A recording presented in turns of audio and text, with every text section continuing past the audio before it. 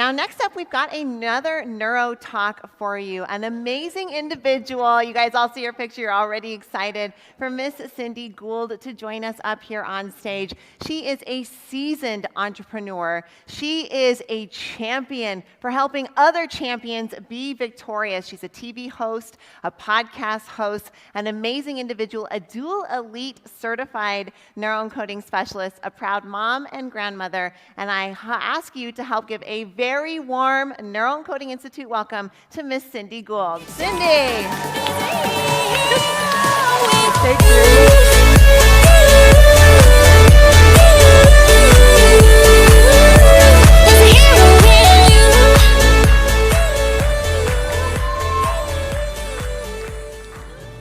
Have you ever noticed how grief is just like the ocean? It comes in waves, right? I mean, some, they're just huge and powerful and they just knock you over. Others are more subtle and your feet barely get wet. Then there's those ginormous ones and you see them coming, so you can brace yourself. And other waves, you just gotta ride. My name is Cindy Gould. I am a renewing dual elite neuroencoding and specialist, yes, thank you. A joy catalyst and your victorious life strategist and coach. I am an expert in fear mitigation, fear obliteration, and fear replacement.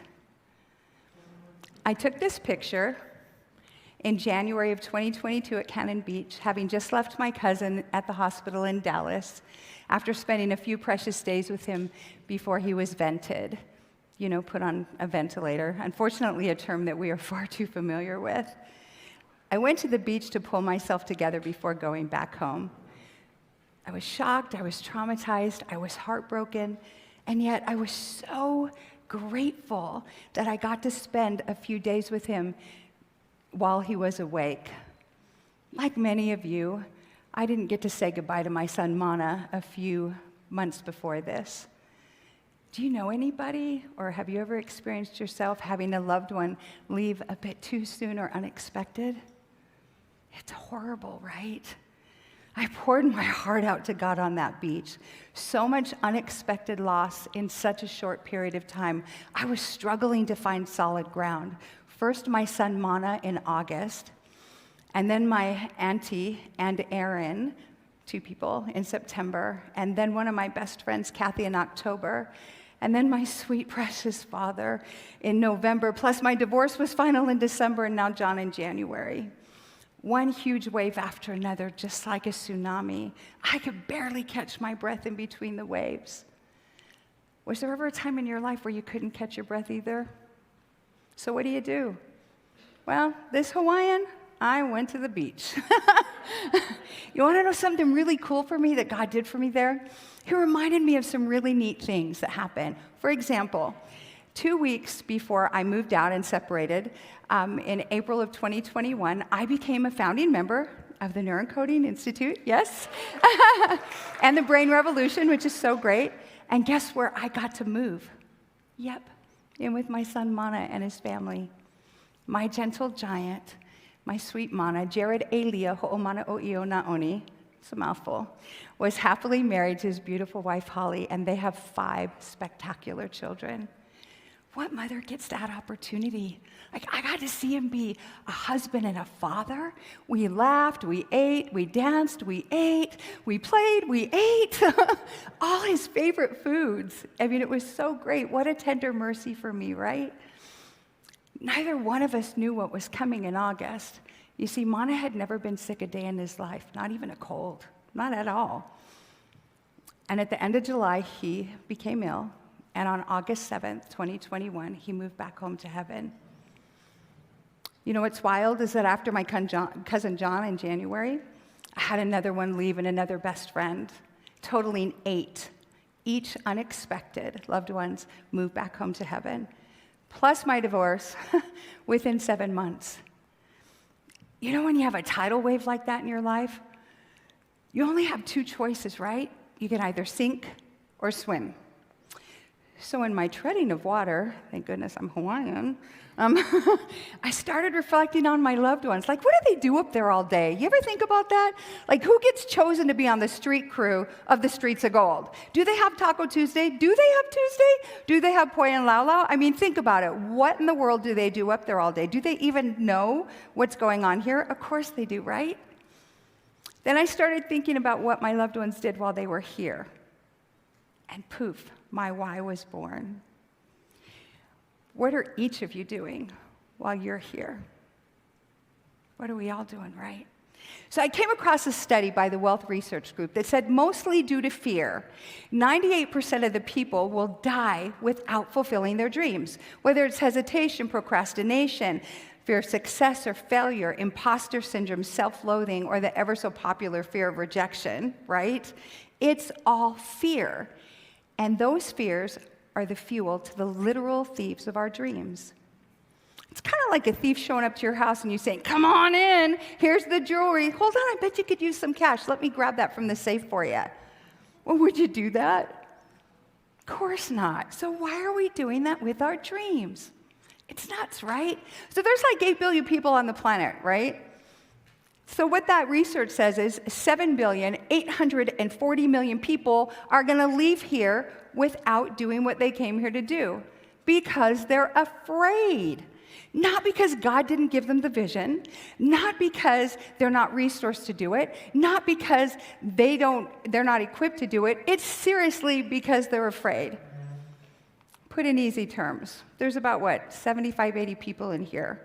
So Annette and Yayoi. Are you in here, Yayoi? Yes, you are. Okay, so what that research says is, these two chicas, they're it.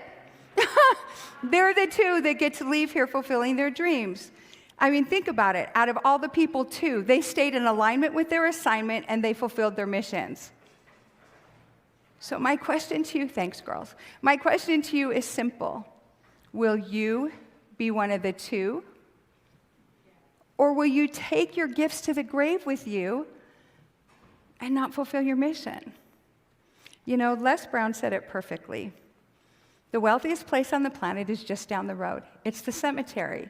Therein lie buried companies that were never started, inventions that were never made, books that were never written, and masterpieces that were never painted. In the cemetery is buried the greatest treasure of untapped potential. Trust me when I say, I get it. I have stayed stuck playing too small for far too long. You know, dimming my light when I should sparkle and shine, quieting my voice when I should sing it from the rooftops, right? Or shrinking when I should stand up front and center. What's tragic is that out of all those 8, only one of them left here having fulfilled their dreams. The others took their gifts to the grave with them, some of their gifts. My Mana had so many things he still wanted to do. What about you? What do you have left to do? So have you ever just laid it out before God? Like just laid it out. Whatever you're angry about, whatever you're terrified of, whatever you're afraid of, wherever you're stuck, whatever's holding you back, whatever that trauma is that you keep tripping over, whatever that wave is that you keep allowing to knock you over, have you ever just let it rip? You know you can do that, right? Because trust me, he can handle it. Because back on that beach, did I let it rip? Just like the riptides. Like, I want to say that I was devastated, but I was gutted. Like, I was gutted, you know, and I didn't really know what to do with that. I was afraid. I wasn't really sure what I should do next. So with tears streaming down my face, I had a conversation, and it went something like this. Father, you, of anybody else, know exactly how I'm feeling. And yes, of course, I'm happy they made it home safely to you, albeit the timing really sucks. And yes, I have read many times that Jesus wept. Well, in case you haven't noticed, Father, your daughter's weeping too. I'm weeping too. And I finally took a breath, and I asked a question. How do I ride this wave and not get drowned, or worse, get tossed around endlessly? And his answer was simple and powerful. Keep your eyes on me. Know that my love for you is deeper than this ocean. And I've got you, sweetheart. I've got you. And boy, has he had me. Like, look at the timing of neuroencoding in my life. Are you kidding me right now? Like, I mean, look at it. Who gets to do that? Do you know how many times I did the stop technique? And I didn't even have to make myself feel sad, bad, fierce, or mad. I had that in spades. But you know what was wild is that it was not just many times a day. It was many times an hour on some days, right? Have you been there? So true. You know what, though? It's wild because it wasn't to stop myself from grieving, because grieving's important. It was to stop myself from getting stuck there, right? I also learned another breakthrough strategy. There's this profound moment in the Last Supper where Jesus knows he's sitting at the table, and he knows he's about to be betrayed by one of his loved ones who's sitting at the table with him. And he still took the bread, he blessed it, and he gave thanks, and then he served it. And we're also told to give thanks in all things, right? And to count it all joy. So if fear is the fuel to our failures, and gratitude annihilates fear, then doesn't gratitude also fuel our successes? And have you ever noticed how it too is just like the ocean? I'd like to invite you to please close your eyes for a few minutes. Take a deep breath and shake your hands out. And let that breath out. Keeping your eyes closed, imagine yourself at the beach. It's 85 degrees. You can hear the waves. Your skin is hot to the touch. You walk towards the water, and a wave gently washes up against you. Doesn't that feel so refreshing? And keeping your eyes closed, put a huge smile on your face as it washes all over you. Then another wave comes, and another, and they're joyful and fun. And imagine with each wave, your fears and your cares are being swept away in the tide. Can you feel the joy that you have? Now take another deep breath and let it out. And when you're ready, please open your eyes. Now those waves are the waves of gratitude. So I started to stack my gratitudes, and every time I would have a wave of sadness or sorrow or fear, I would give it a minute, and then I would shift the tide, so I had a tsunami of gratitude. I would think of all the many blessings that I have, and I have so many to be thankful for. And I used Joseph's suggestion of every single morning writing them down, past, present, and future, encoding my brain, right, so that I had those thoughts readily available. Because we all know what you write, you invite. Thank you. You invite. Now, I don't share my story to bring sadness. It's really a story of victory. My desire is to inspire you to reframe parts of your life, looking for all the incredible blessings that you have, and to see how very loved you really are. My mission is to guide you and others to stop tripping over their traumas and to ride the waves of your life, creating the life of your deepest desires by obliterating your fears. When you get rid of those fears, you will be victorious every day, all day. And I want you to take a look around. Look around this room. Do you have any idea what it took for God to gather us all together this week, right now, in this moment, right this second? A zillion years ago, Joseph had to be given a book, Think and Grow Rich. He didn't just have to read it, he had to eat it, he had to be about it. And he did that from the time he was 19 till he was 32. Then not only did he have to align himself with Tony and other people, Les Brown, and I think he met Matthew 30 years ago. He had to, but Tony had to align himself with Joseph, thank you. right? And then on the other side of the world was Vinu, on the other side of the US, and she was getting herself together. She was getting alignment. She got into the Tony world so that when the two of them met, their spirits knew each other and they were in alignment. Meanwhile, at the John Maxwell camp, we had Kay, Shai, Megan, Stephen, Michael, all of them perfecting everything they had to perfect to bring it to us so that we can take this into the world. What did it take you to get here? For me, I had to go to UPW. Joseph walks on the stage. I was UPW Miami. And I'm like, wait, whoa, who is that? I paid for Tony.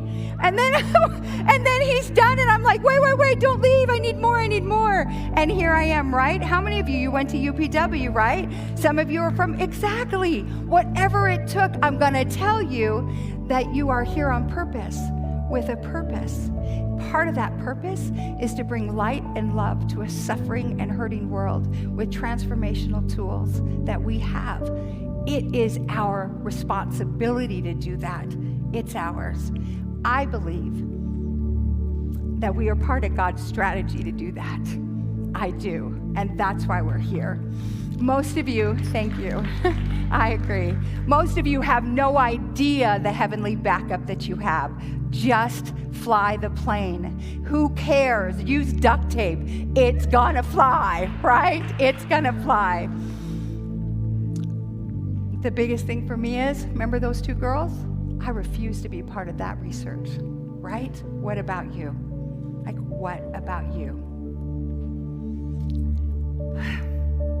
I stood on that empty beach by myself that day, knowing that I wasn't alone. And neither are you. Look around. Neither are you.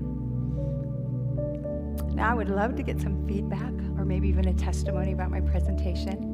Here's my QR code. Please let me know how you're going to ride the waves in your life into victory. I'm Cindy Gould, and it's such a privilege and honor to be here. Thank you.